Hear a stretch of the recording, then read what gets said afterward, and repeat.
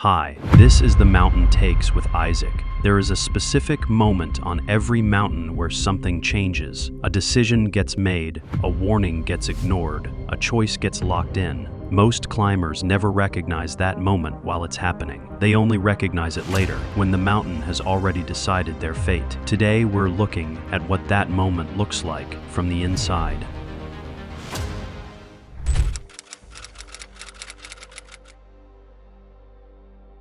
It was the 8th of July, 2023, at approximately 7,200 meters on K2's bottleneck section in Pakistan. K2 is the second highest mountain on Earth at 8,611 meters. It is also the second deadliest. For every 4 climbers who summit K2, 1 dies. The bottleneck is a narrow gully where massive seracs hang suspended above the route. Climbers must pass through it quickly, knowing that falling ice could kill them at any moment. On the 8th of July, 2023, a climber named Melissa Ramirez, age 46, was ascending through the bottleneck with her guide. Melissa was a venture capitalist from Austin, Texas. She had summited Kilimanjaro and Denali. She believed that experience on lower mountains translated to experience on K2. She was categorically wrong. Melissa Ramirez had arrived at K2 base camp on the 20th of June, 2023, with an attitude that immediately created friction. She was wealthy. She was successful in business. She was accustomed to getting what she wanted through determination and resource allocation.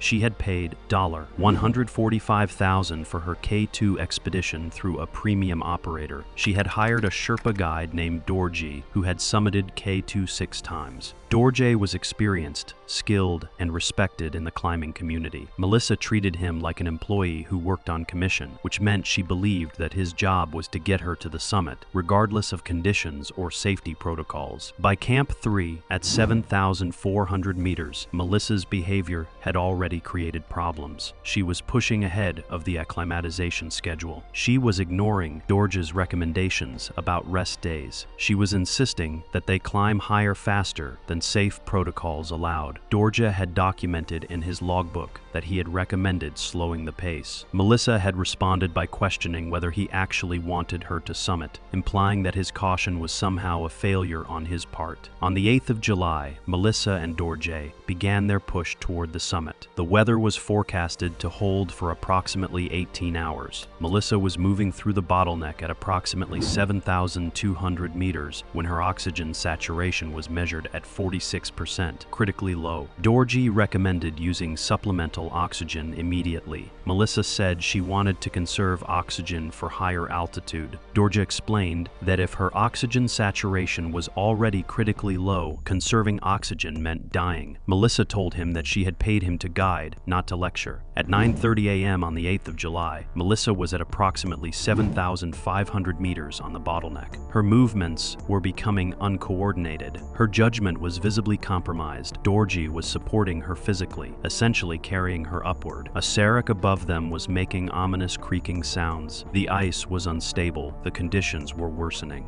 Dorje made a command decision. He told Melissa they were descending immediately. Melissa refused. She said they were too close to the summit to turn back. She said she would not pay the remaining balance of her expedition fee if they descended without summiting. Dorje attempted to force her to descend. Melissa physically resisted. She was hysterical, screaming that she had come this far, that she had paid too much, that she would not turn back. Her brain, starved of oxygen at 7,500 meters, was no longer capable of rational thought. But her determination was absolute. She pushed Dorje away. She began climbing higher alone. Dorje attempted to follow her. He was moving faster, trying to catch her, trying to physically stop her, but the terrain was steep and exposed. At approximately 10:15 a.m., on a section of the bottleneck covered in mixed rock and ice, Melissa's foot slipped. She fell backward. She impacted the rock, face approximately 20 meters below her starting point. The impact injuries were severe. Dorje descended as fast as he could, reaching her in approximately 5 minutes. Melissa was unconscious. She was not breathing. Her skull had fractured. There was nothing Dorje could do. At 10:47 a.m. on the 8th of July, 2023, at 7,300 meters on K2's bottleneck, Melissa Ramirez died. She had ignored her guide's warnings 4 times times in the final 2 hours of her life. Deborah descended alone, traumatized. In interviews afterward, he said, "I told her we had to go down. She said she was paying for a summit. I told her the ice was unstable. She said I was being fearful. I told her oxygen was critical. She said I was trying to sabotage her. At some point, I realized I was trying to save someone who didn't want to be saved. The mountain doesn't negotiate with egos."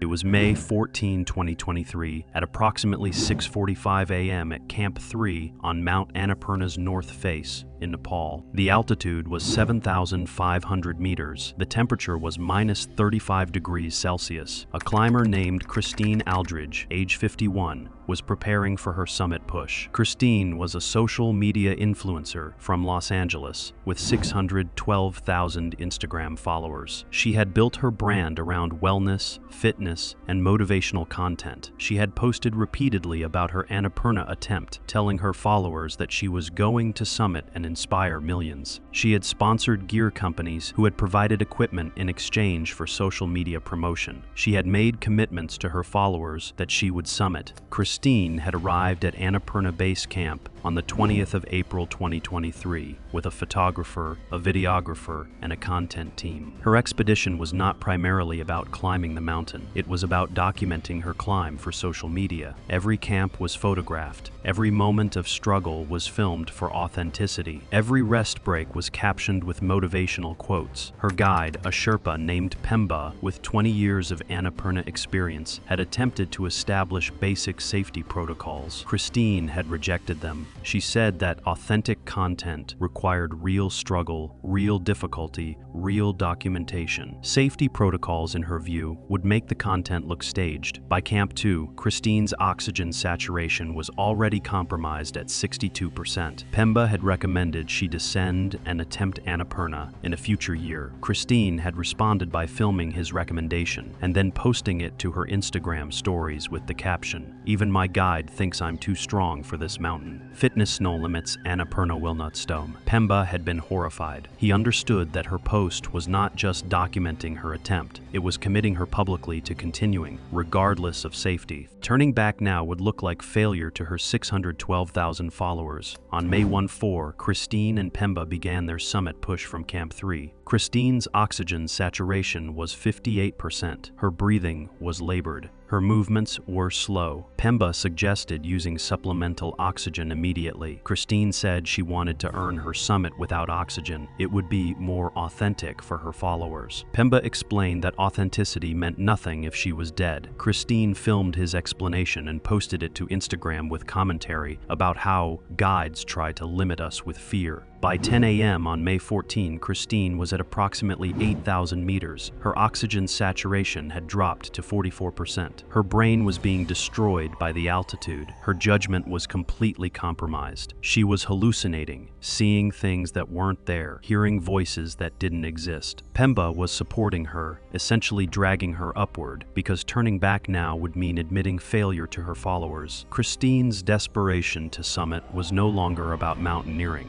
It was about maintaining her brand. At 11:30 a.m., Christine collapsed on the mountain at approximately 8,050 meters. Her body could no longer function. Her oxygen saturation was 38%. Her brain was swelling from cerebral edema. Her lungs were filling with fluid from pulmonary edema. Pemba attempted to administer supplemental oxygen and to lower her toward Camp 3. But Christine's weight, combined with her complete incapacity and the exposed terrain, made descent nearly impossible for one person. Pemba called for assistance via radio. Other guides and climbers nearby responded. A rescue effort began, but at 8,000 meters in deteriorating weather conditions, rescue is almost impossible. By 2 p.m. on May 14, Christine's breathing had stopped. Her heart had stopped. Her body had simply failed under the impossible conditions of extreme altitude, combined with severe hypoxia and cerebral edema. At 2:47 p.m. on May 14, 2023, at 8,050 meters on Mount Annaperna's north face, Christine Aldridge died. Pemba descended alone. He did not work as a guide for the remainder of 2023. In a statement to the expedition operator, he wrote, I told her 5 times we needed to descend. She said her followers were watching. I told her oxygen was critical. She said she wanted to earn her summit. I told her she would die. She said that was authentic. The mountain does not care about authenticity or followers. It only cares about oxygen saturation. When oxygen fails, everything else fails with it. Christine's Instagram account remained active after her death. Her followers posted thousands of comments, some mourning her, some claiming she had died doing what she loved, some using her death as content for their own posts. Her final Instagram story, posted at 11:47 a.m. on May 14, showed her at high altitude with the caption, "The mountain is trying to stop me, but I'm stronger than fear. Nothing can stop." The post was made approximately 17 minutes before she lost consciousness. It was April 28, 2024, Everest's Khumbu icefall. 19,800 feet, temperature minus 12 degrees Fahrenheit, the seracs cracking somewhere in the dark like distant gunfire. Deborah Ashworth was 54 years old, a hedge fund executive from Greenwich, Connecticut, used to getting exactly what she paid for. She'd spent close to $200,000 on this expedition, and she reminded her guides of that number constantly, as if the price tag itself could rewrite the rules of altitude. Her flaw wasn't physical weakness. It was the unshakable belief that money could negotiate with a mountain that had never once cared about anyone's bank balance. The first warning sign came at Camp 1, when her guide, a Sherpa named Pemba Sherpa, told her the acclimatization schedule required 2 extra rest days before pushing higher. She refused outright, calling the delay unacceptable and demanding the itinerary be compressed to fit her travel plans. Pemba warned her that rushing the rotation would sharply increase her risk of altitude sickness. She told him she hadn't hired him for his opinions, only for his hands. Before we go further, I want you to sit with something. Somewhere on this mountain right now, someone is making the exact same mistake Deborah made, and they don't know it yet. If you've ever wondered whether wealth actually protects people from consequences, drop your answer in the comments, because what happens next might change your mind completely. And if stories like this keep you up thinking, subscribing costs nothing and helps more than you'd guess. The second warning sign appeared at Camp 2, 21,300 feet, when the expedition doctor recorded her oxygen saturation at 71%, dangerously low even for that elevation, and recommended a full day of rest. Deborah instead accused the doctor of exaggerating the numbers just to justify a slower, cheaper pace, and threatened a scathing public review of the entire outfitter. The third warning sign came at the yellow band below Camp 3, when a ladder crossing a crevasse had shifted overnight in the wind. Pemba asked for 20 minutes to re-anchor it safely before anyone crossed. Deborah screamed at him in front of the entire team, calling him incompetent and demanding he move faster. Witnesses later said her voice carried across the ice for nearly a full minute, and that even climbers from other expeditions stopped to stare. The inciting incident happened at 6:14 in the morning on May 16th, above the South Col, when Deborah refused her guide's direct order to turn back, despite a headache that had progressed into slurred, disjointed speech. She insisted the symptoms were simple exhaustion, not sickness, and pushed past the balcony at 27,600 feet without her supplemental oxygen flowing properly. Her regulator left loosened after an earlier argument over gear weight. Here's a question worth asking before this story finishes. How many warning signs does a person need before pride stops mattering more than survival? Everest has answered that question hundreds of times, and almost every answer ends the same way. Comment below with what you think finally breaks that kind of stubbornness, if anything ever does. And if you want to see exactly how this unravels, stay through the end, because the next 2 minutes explain everything. By 9:40 that morning, her coordination had deteriorated into a stumbling, uneven gait, and she began repeating the same sentence to her climbing partner, unaware she'd already said it twice before. Pemba recognized the pattern immediately, cerebral edema, and past the point where a slow descent alone could save her. He radioed for emergency oxygen and began an immediate descent, half carrying her across the fixed ropes while the wind tried to pull them both off balance. Deborah died at 11:52 that morning, near 27,200 feet, less than 200 meters from the tent, where a rescue team was already climbing toward her. Witnesses said her last coherent words were a complaint that no one had warned her the descent would be this cold. An investigation by the expedition company later concluded that a properly seated oxygen mask and a single additional rest day at Camp 2 would likely have prevented the swelling that killed her. Her family sued the outfitter for $6 million. The case was dismissed within 4 months, and the outfitter released her medical records to prove every warning had been documented in writing. But Deborah's mistake was believing money could buy her way past a mountain that doesn't take bribes. The next climber's mistake was different, and in some ways far more disturbing. He'd learned that faking a crisis brought him attention, and he never once expected the mountain to hand him a real one.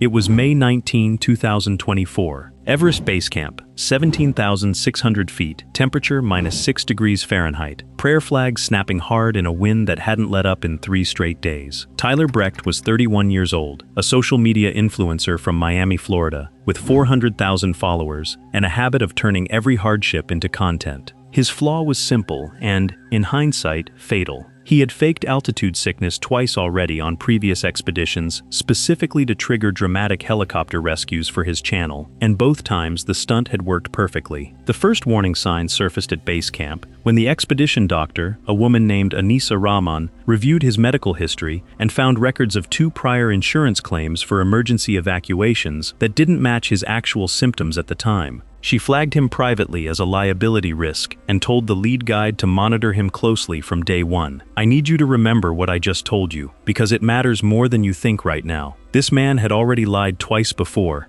and lies like that don't just disappear, they follow you up the mountain and wait. If you think you know how this ends, put your prediction in the comments right now before I tell you, because I promise most people get this one wrong. And hit subscribe if you want to see whether your gut instinct was right. The second warning sign came at Camp 2 when Tyler complained loudly of chest pain and demanded an immediate evacuation on camera, only for his oxygen saturation to read a healthy 89%, completely normal for that elevation. The guide, a New Zealander named Craig Ellison, refused the request outright and told him bluntly that fake emergencies wasted resources meant for people in genuine danger. The third warning sign happened at Camp 3, 23,500 feet, when Tyler again staged a coughing fit for his camera, describing textbook symptoms of high-altitude pulmonary edema to his followers in a breathless voiceover, while his actual vital signs stayed completely stable. Craig warned him directly this time. If he cried wolf one more time, the entire team would stop taking his complaints seriously, no matter what.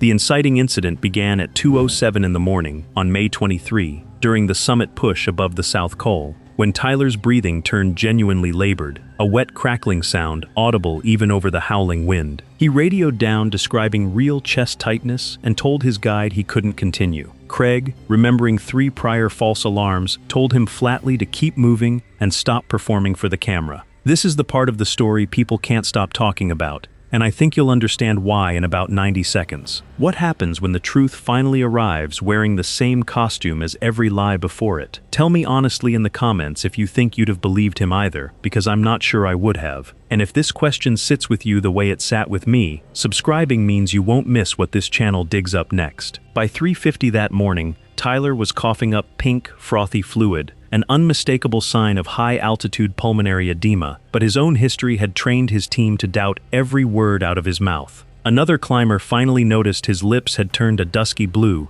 and insisted the symptoms looked different this time, urgently different. Craig radioed base camp for an emergency descent, but confirmation and coordination cost nearly 40 critical minutes because Dr. Rahman initially assumed it was simply another staged episode for the cameras. Tyler died at 5:33 that morning, at 25,900 feet, his lungs filling with fluid faster than the descent could outpace it. His final words, according to a nearby climber, were a quiet apology for not being believed sooner. The subsequent investigation confirmed acute HAPE with no evidence of fabrication this time, and noted plainly that the delayed response was a direct consequence of his own manufactured history. His management team released a statement blaming the expedition company entirely. The company responded by releasing Dr. Rahman's medical logs, and the criticism stopped within a week. 2 climbers who demanded the mountain bend to them, and 2 guides who watched entitlement curdle into tragedy in real time. Everest doesn't care about your bank account or your follower count, and it never has. Not once, not for anyone. If you want to see what happens when the next climber ignores that same lesson, subscribe to Mountain Takes right now, because this mountain has plenty more stories left to tell, and I promise you won't see the next one coming. It was August 3, 2016, at Camp 3 on K2 at 7,400 meters. Marcus Stewart, 38, an American climber from Colorado, was preparing for his final push toward the summit. He had summited Denali, Kilimanjaro, Aconcagua, and Elbrus. He had attempted Everest twice and summited once. He believed that experience on lower mountains translated to mastery on higher ones. His guide was Hussein Ahmed, 32, a Pakistani Sherpa with 8 K2 summits and 20 years of high-altitude experience. Hussein understood that experience was not the same as invincibility. Marcus did not. Marcus had arrived at K2 base camp on July 10, with confidence that bordered on arrogance. He had told his climbing club back home that he would summit K2 in under 3 weeks, a timeline that was compressed by a week compared to standard protocol. Other climbers at base camp had warned him that K2 was fundamentally different from the mountains he had previously summited. K2's fatality rate was 1 in 4. For every 4 people who summit, 1 dies. Marcus had responded that he was not the type to become a statistic. By Camp 2, Hussein noticed that Marcus was moving too quickly through his acclimatization rotations. He was skipping designated rest days. He was pushing harder and faster than the standard schedule allowed. Hussein had documented his concerns. Marcus had dismissed them. Marcus said that his body adapted quickly and that slow climbing was for inexperienced mountaineers. Hussein said that K2 didn't care about experience. It only cared about altitude and time. Marcus said Hussein was being overly cautious. By Camp 3 on August 3rd,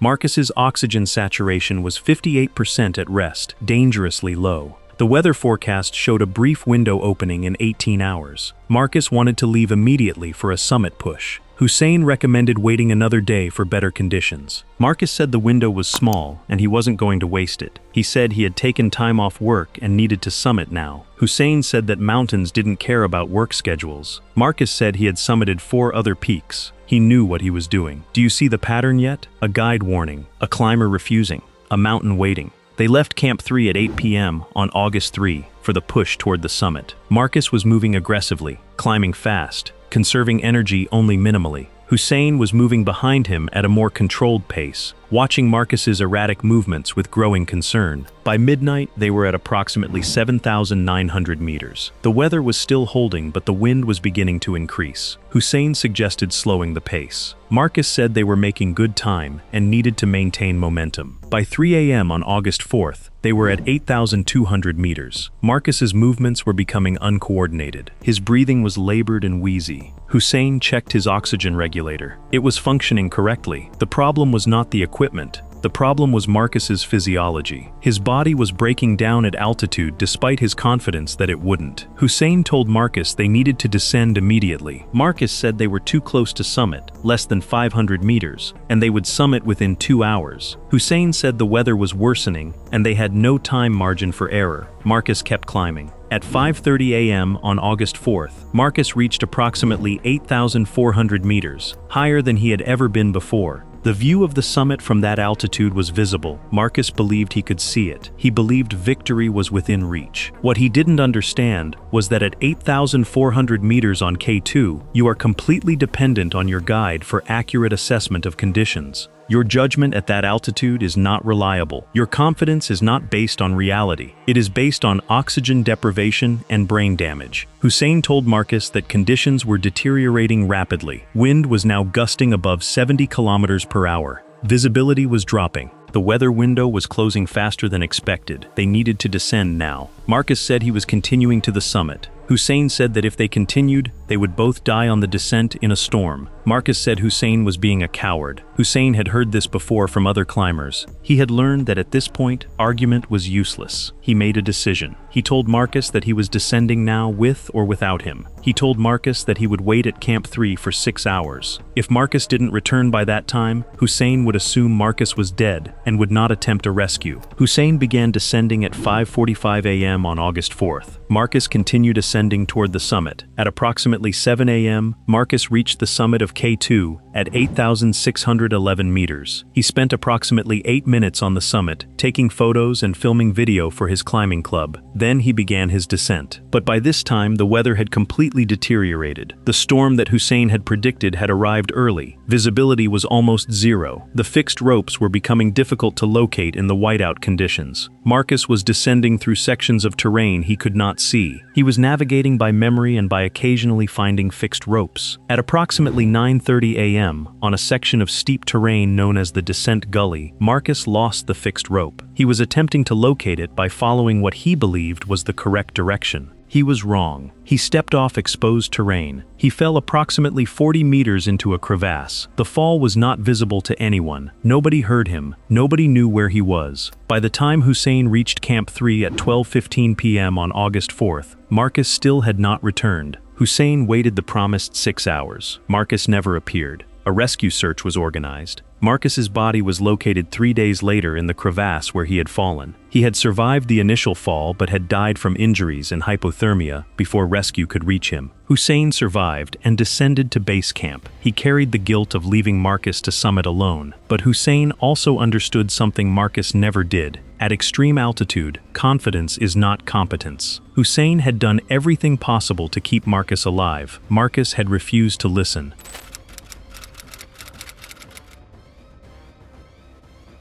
It was May 12, 2017, at Camp 2 on Mount Annaperna at 21,000 feet. Alexandra Petrov, 35, a Russian mountaineer with 5 8,000er summits, was preparing for her final push toward the Annaperna summit. She had summited Kilimanjaro, Denali, Aconcagua, Elbrus, and Everest. She believed Annaperna would be her 6th, a straightforward climb that her experience made manageable. Her guide was Karsang Sherpa, 29, with 12 years of high-altitude guiding and 7 Annaperna summits. Karsang understood that Annaperna was statistically one of the 3 deadliest mountains on Earth. Alexandra did not believe statistics applied to her. Alexandra had arrived at Annaperna Base Camp on April 15th with confidence that bordered on dismissal. She had told other climbers at base camp that Annaperna was easier than Everest, and that her multiple summit experience made it routine. Other guides had warned her that Annaperna's danger came from avalanches and weather instability that were unpredictable even for experienced mountaineers. Alexandra had responded that she had trained extensively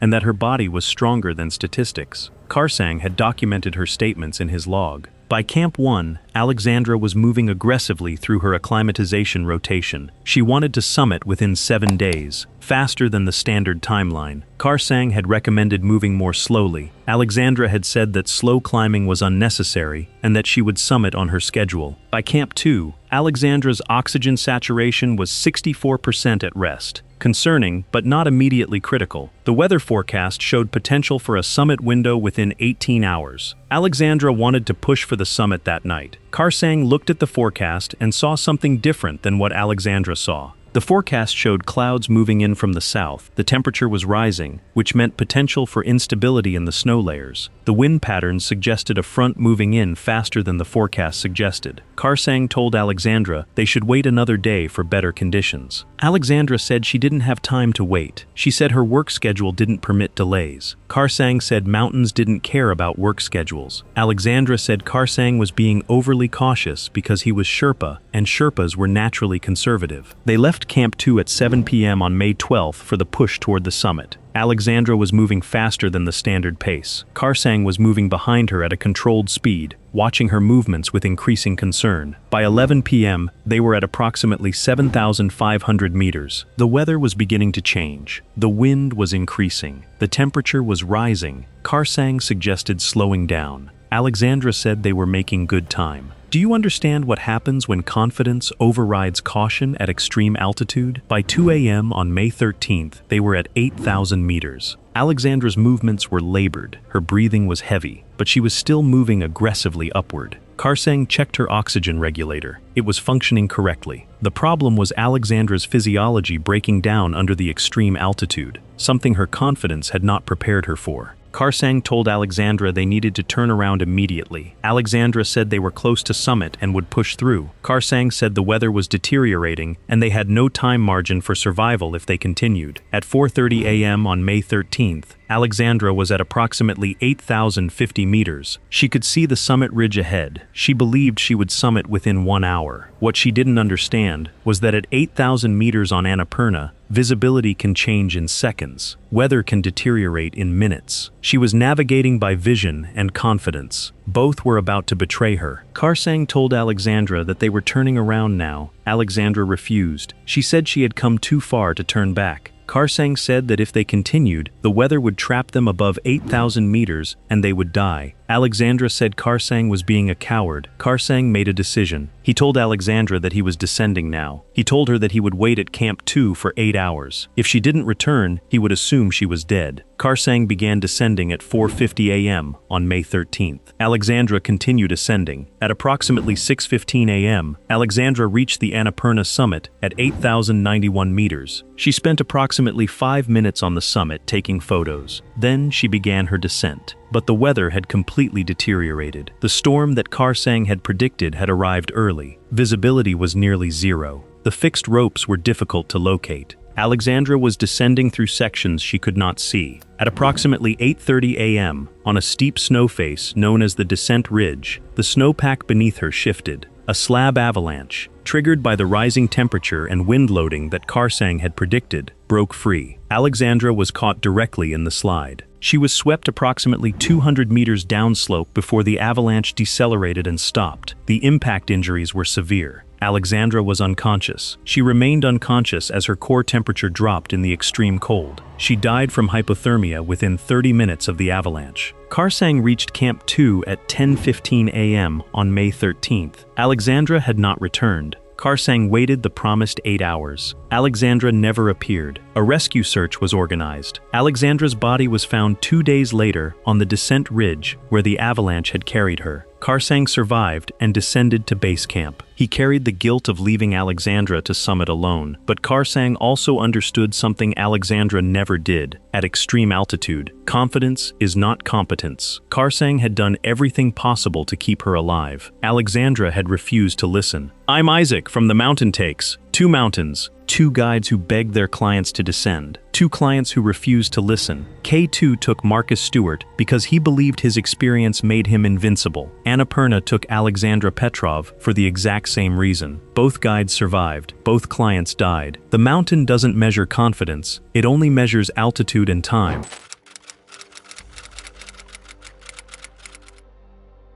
Bartek Ziemski was born in 1995 inches southern Poland, near the Silesian Beskids. The mountains there are modest by global standards, nothing like the Himalayas, but they were steep enough to teach a young boy that mountains demanded respect. By age 6, Ziemski could ski. By age 16, he was climbing seriously. He studied software engineering in Warsaw, then moved to Salzburg, near the Alps, where the mountains were significantly larger. He joined Poland's national climbing program. By his 20s, he had summited peaks most climbers only read about. But here's what makes Ziemski different. He hated attention. While other climbers were building Instagram followings, Ziemski was unemployed and living in a van. While other climbers were seeking sponsorships, Ziemski was working part-time software jobs to fund his own expeditions. When Outside magazine interviewed him at Everest Base Camp in May 2026, they asked him the basic question, why climb?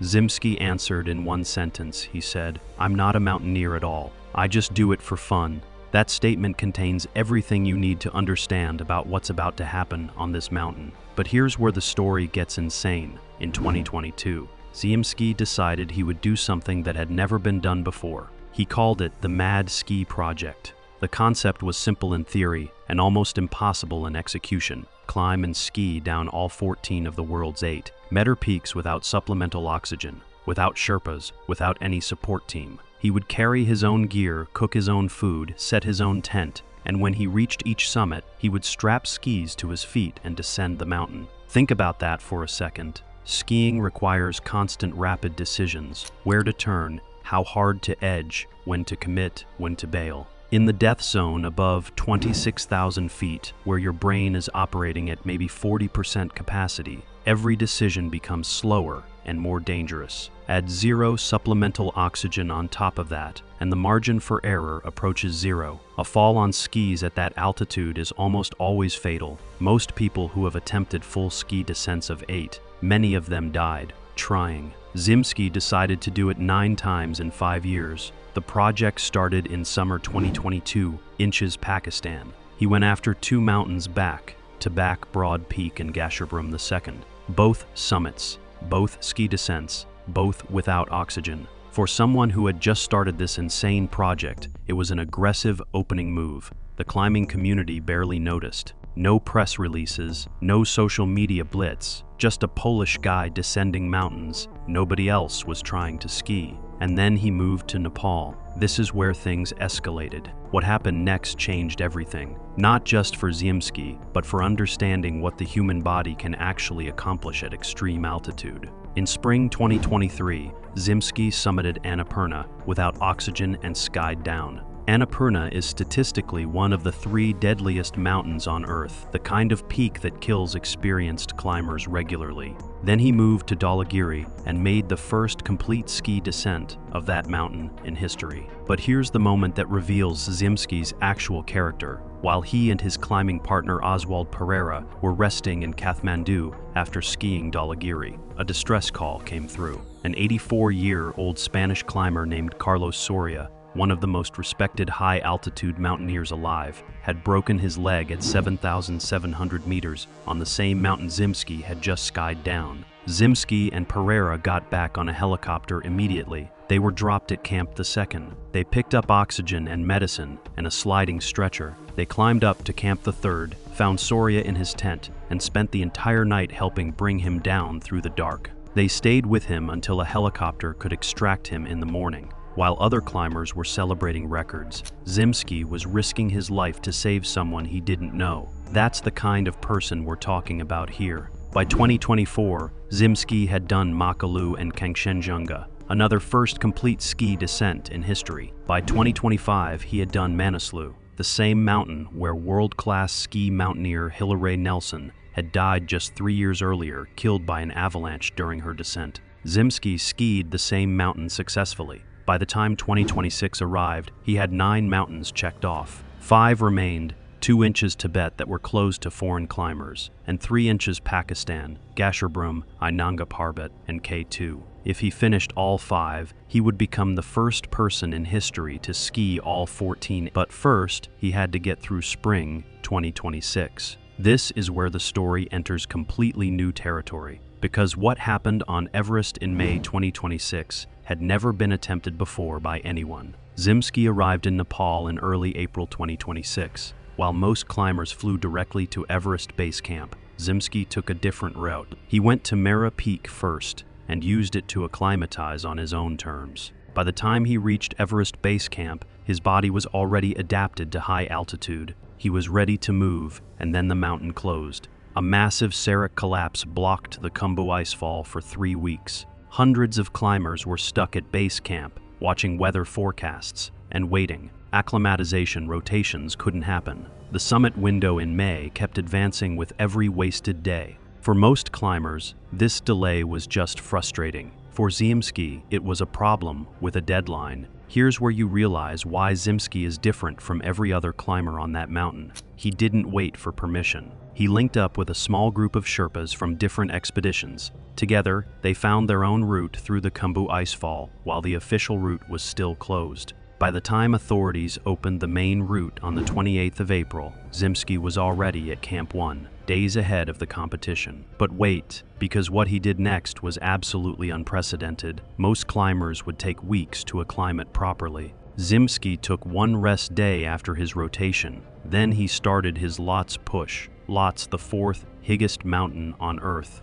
Day 1, he climbed from base camp all the way up to Camp 3, nearly 1,800 meters of vertical gain in a single day without oxygen. Most climbers would need 3 days for that. Day 2, he moved from Camp 3 to Camp 4 on the Lhotse face and rested briefly. Day 3. He left Camp 4 in the dark and headed for the summit with no oxygen, no Sherpa, and no fixed ropes, because the rope fixing teams hadn't finished yet. Ziemski broke trail himself on the upper section of Lhotse. He summited on May 12, 2026, at approximately 8:15 a.m. He was the first person to reach the top of Lhotse that season. And then he did something that had literally never been done before in the history of mountaineering. He strapped skis to his feet at 27,940 meters and descended 1600 meters through the Lhotse couloir, a narrow chute of ice and snow angled between 40 and 50 degrees. He skied down the Lhotse face. He crossed the Upper Western CWM. He navigated through the Khumbu icefall. From summit to base camp with no breaks, no rest sections, no skipping terrain. He became the first person in history to complete a ski descent of Lhotse. Most climbers would have needed weeks to recover from that. A no-oxygen summit on the fourth highest mountain is a catastrophic physical hit to your body. Ziemski rested for 7 days, and then he did it again, but this time on Everest. This is where the story becomes almost impossible to believe, but every detail is documented. On May 19, 2026, just before midnight at Camp 4, Ziemski started his Everest summit push. By this point, the mountain was crowded, hundreds of climbers moving simultaneously on the same route, fighting for the same weather window. The clean lines that had been available on Lhotse were completely gone. Ziemski had to navigate around hundreds of other climbers ascending fixed ropes. He summited Everest at 9:30 a.m. on May 20. He asked a nearby climber to take his summit photo, and then he did what only one other person in history had ever done. He skied down from the summit to base camp without supplemental oxygen. But here's what makes Ziemski's descent different from everyone else's. He did it completely alone, completely self-supported, with no team waiting at camps, no Sherpas breaking trail, no support structure. The descent took 5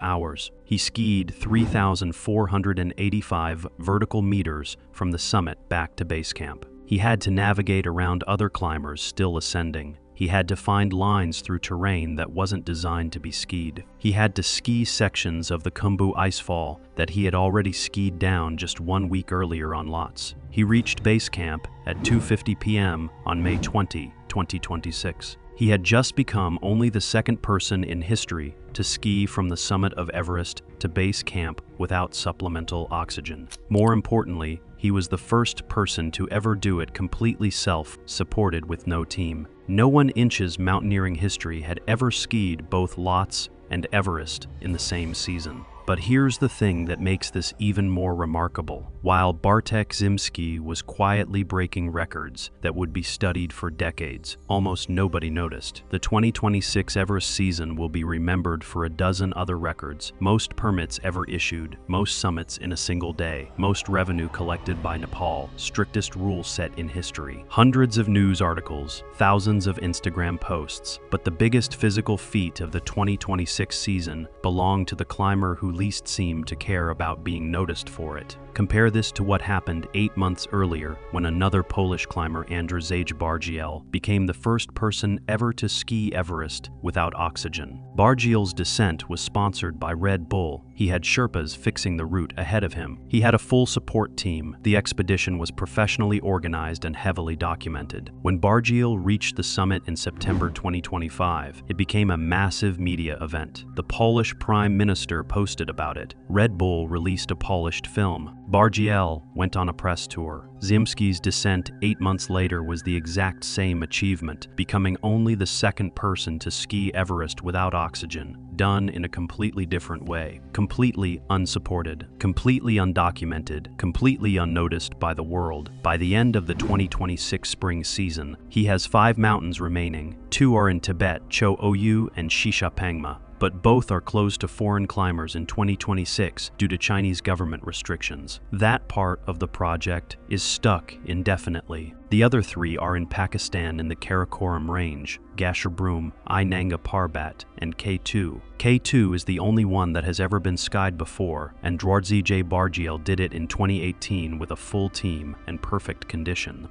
If Ziemski finishes all 5 remaining mountains, No one else has even attempted it. No one else has even considered it possible. I'm Isaac from the Mountain Takes. Bartek Ziemski lives in a van. He has no sponsors. He has no team. He has no social media following. He just decided to do something that nobody else on Earth has done, and he did it alone. While the world was watching hundreds of climbers fight for summit spots, one man was quietly rewriting the rules of what's possible on mountains. If you've ever wondered what separation looks like between chasing records and actually breaking them, between climbing for attention and climbing for yourself, subscribe, because there are more stories of mountains that belong to the people who least care about being famous. I'll see you on the next